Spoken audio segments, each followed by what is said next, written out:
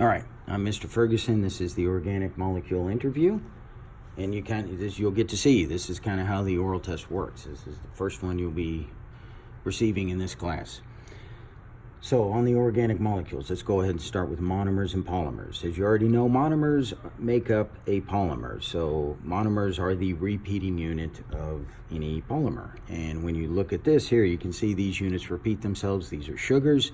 We got 5 of them, so these are monomers, and thereby the whole structure is a polymer. When you look at fats, they're different structures, so these are not referred to as monomers, and therefore fats are not polymers.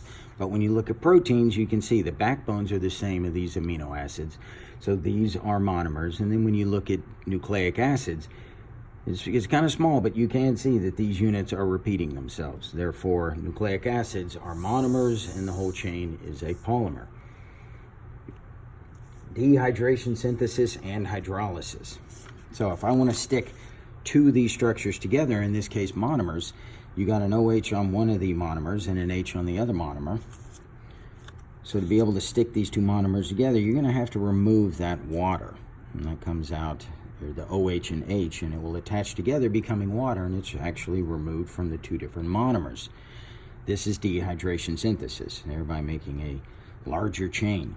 Hydrolysis is exactly the opposite. You want to break one of these monomers off, you're going to have to add water in to get that done. And so the water is literally broken. It's no longer H2O, it's an OH on one of the monomers and an H on the other monomer. That's hydrolysis. All right, so this is a carbohydrate. The function of carbohydrate, there are many functions, but one of them is immediate energy use. This is a monomer, as previously stated. This monomer is also called a sugar. It's also called a monosaccharide. It's also be referred to as a glucose molecule. You get a chain of them together. This whole thing is referred to as a carbohydrate or a polysaccharide.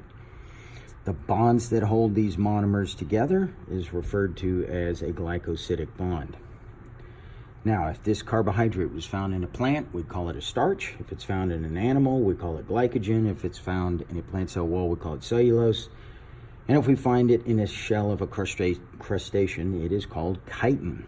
Now, moving on to the fats down here. Function of fats, again, are numerous. It could be long-term energy storage, cushioning, and many other functions.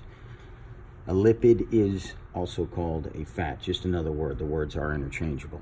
This structure right here, this is a triglyceride, and this would be found in animals because this triglyceride is filled with 3 saturated fatty acids. This component's called a glycerol. This triglyceride is an unsaturated fatty acid because it's got one of the fatty acid chains that is unsaturated. So we call this triglyceride unsaturated fatty acid. This is found in plants. This is a steroid. For your test, you will have to find a steroid, pick one steroid, and just tell me the function of that steroid. And I've listed some steroids on your handout. These are phospholipids. This is found in membranes, and they are back to back to each other, so the tails are facing each other. We call that a bilayer of the membrane. Again, this is proteins made up of amino acids. The bond that holds amino acids together is a peptide bond. And the function of proteins are many, but you can, just stick with, it can be structure, it can be transportation, and numerous other items, cell-to-cell recognition.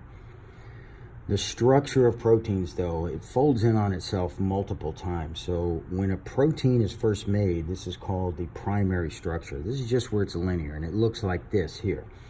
After that, it goes one of two ways. The secondary structure, you either have a folded, which is called the beta-pleated sheath. This is a folding of the primary structure, or you can get this alpha helix that kind of forms. And that's secondary structure. Tertiary structure is when that structure, the secondary structure, folds in on itself. And then you have a quaternary structure, and that's where multiple tertiary structures come together. And that's generally when you have the full functioning protein. Nucleic acids. The function of nucleic acids is it just stores the code of DNA. one of the functions. The monomer of a nucleic acid is the nucleotide, and you can see it right here. And it's got the phosphate, it's got the 5-carbon sugar, and then it's got this nitrogenous base.